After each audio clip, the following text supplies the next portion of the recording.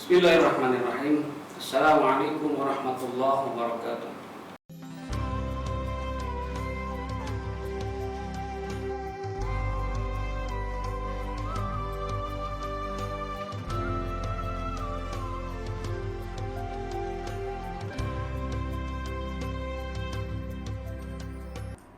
Hamdan wa syukran lillah wassalatu wassalamu ala rasulillah wa ala alihi wa ashabihi wa mawala wa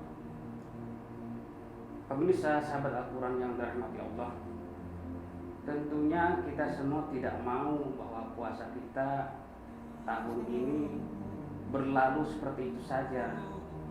Akhirnya kita hanya melalui puasa tahun ini dengan lapar dan dahaga, tanpa mendapatkan apapun sesuai yang difirmankan oleh Allah Subhanahu wa taala dalam surat Al-Baqarah ayat 183, yaitu ya ayyuhalladzina amanu kutiba alaikumusiyam kama kutiba alal ladzina min qablikum la'allakum tattaqun.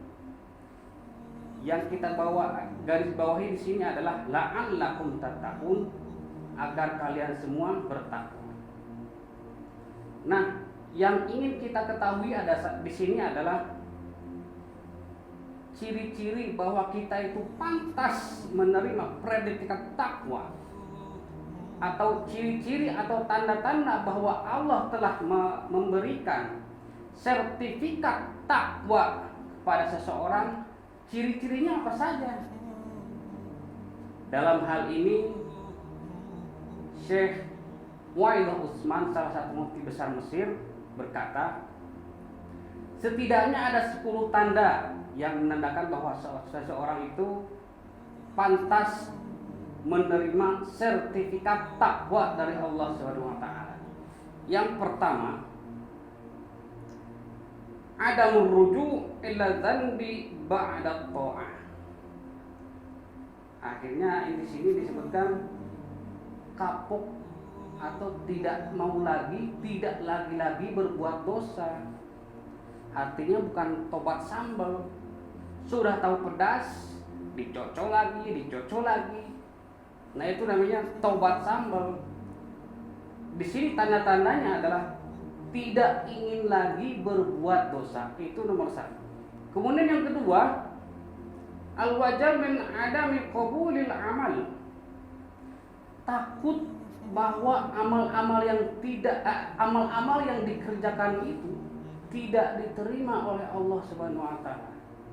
Bayangkan sholat kita, puasa kita, qiyam kita tidak diterima oleh Allah Subhanahu wa taala. Sia-sia saja kita beribadah tanpa mengetahui bahwa apakah ibadah itu diterima oleh Allah atau tidak. Kemudian yang 3, at-taufiq ila a'mal salihah ba'daha. Selalu diberikan oleh Allah taufik untuk mengerjakan amal-amal saleh. Yang keempat, hubbut ta'ah wa kurhul ma'siyah. Selalu gemar mengerjakan amal-amal ibadah dan menjadi benci untuk berbuat maksiat. Kemudian yang kelima, ar-raja wa kasratud du'a. Di sini dikatakan ar-raja, penuh harap dalam berdoa. Ketika kita berdoa, bukan hanya doa-doa yang biasa saja, akan tapi dari doa itu kita selipkan harapan. Bukan hanya berdoa saja, tapi di situ kita berharap bahwa doa itu dikabul oleh Allah SWT. Kemudian yang keenam, at-taisir lit-tha'ah wal ib'ad 'anil maksiyah. Ketika seseorang itu mendapat predikat takwa atau pantas mendapat predikat takwa, maka Allah akan mempermudah langkahnya, akan mempermudah langkah kakinya, akan mempermudah anggota gerak badannya untuk melaksanakan ibadah. Apakah kita sudah seperti itu? Kemudian yang ketujuh, al-mudawamah 'alal a'mal as-salihah. Kontinuitas baik selama bulan Ramadan atau setelah bulan Ramadan berlalu. Kalau di bulan Ramadan kita biasa ngaji, biasa qiyamul lail, kemudian bisa menjaga pandangan, nah itu berlanjut setelah bulan Ramadan berlalu, masih berlanjut, tidak hanya di bulan Ramadan. Nah, itu namanya kontinuitas atau keberlanjutan, yang hanya di bulan Ramadan saja. Kemudian yang kedelapan, kasratul istighfar, memperbanyak istighfar. Kenapa harus diperbanyak? Karena banyak dosa. Ketika kita berjalan, ketika kita beribadah, yang kita ingat apa? Dosa. Dosa kepada orang tua, dosa kepada saudara, dosa kepada teman-teman, dan dosa kepada, terutama kepada yang menciptakan kita. Kemudian yang kesembilan, hubbus salihin wa bughdu ahlil maksiyah. Ada satu pepatah mengatakan, burung dengan corak dan warna yang sama akan bertengger di dahan yang sama pula. Orang-orang soleh frekuensinya akan sama dengan orang yang soleh pula. Maka kecenderungan untuk berteman adalah berteman dengan orang yang soleh juga.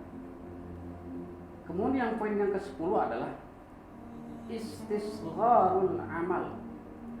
Artinya kita memandang kecil amal kita. Kebalikannya itu malah lebih berbahaya lagi, itu istikbarul amal, memandang besar amal kita. Karena kalau sudah memandang besar, itu akan merasa paling ahli ibadah, paling soleh, paling berilmu. Justru dengan perasaan paling inilah iblis diturunkan oleh Allah SWT dari surga. Oleh karena itu kita patut waspada terhadap poin yang ke-10 ini. Jika poin yang 1 sampai poin yang 9 sudah kita miliki atau akan kita miliki, maka jika poin yang 10 ini menguasai kita, siap-siap Allah akan melabeli kita dengan label yang sama dengan iblis. Apakah kita tidak sayang dengan semua amal ibadah kita? Jika kita merasa paling berilmu, paling ahli ibadah, paling soleh, ujung-ujungnya apa?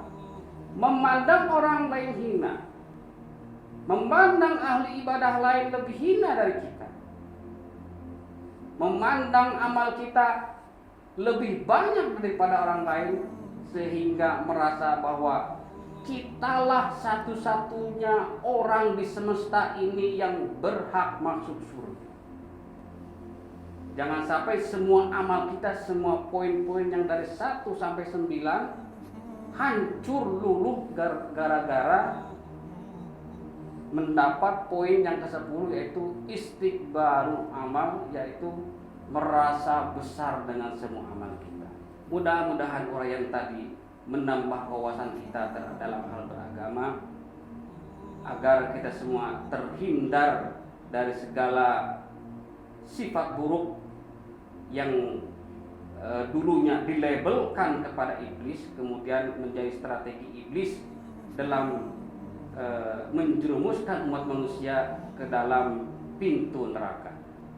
Demikian yang bisa kami uraikan. Aku qauli hadza. Assalamualaikum warahmatullahi wabarakatuh.